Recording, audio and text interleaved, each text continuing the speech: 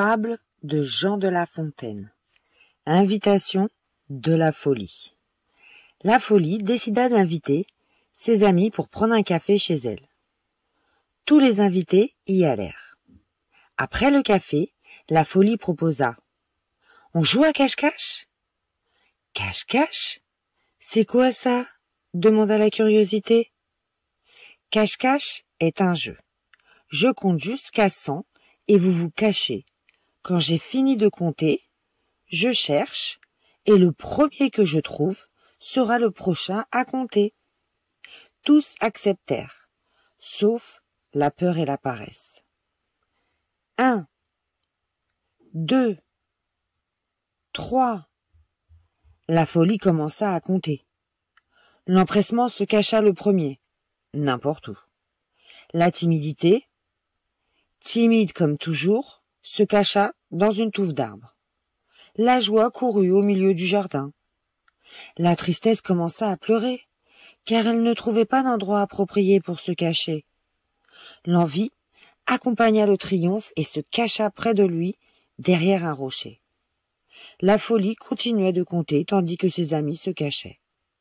Le désespoir était désespéré. En voyant que la folie était déjà à 99, 100, cria la folie. Je vais commencer à chercher. La première à être trouvée fut la curiosité, car elle n'avait pas pu s'empêcher de sortir de sa cachette pour voir qui serait le premier découvert.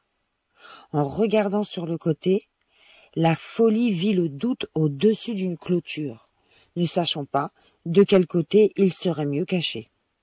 Et ainsi de suite, elle découvrit la joie, la tristesse, la timidité. Quand ils étaient tous réunis, la curiosité demanda: « Où est l'amour ? » Personne ne l'a vu. La folie commença à le chercher. Elle chercha au-dessus d'une montagne, dans les rivières au pied des rochers, mais elle ne trouvait pas l'amour.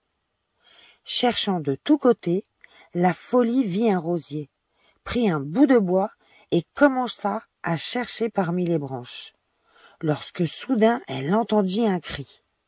C'était l'amour qui criait parce qu'une épine lui avait crevé un œil.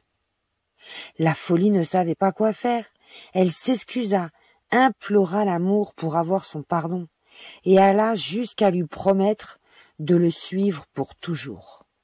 L'amour accepta les excuses. Aujourd'hui, l'amour est aveugle et la folie l'accompagne toujours. À bientôt pour de nouvelles histoires ou de nouvelles fables. Et abonnez-vous, merci.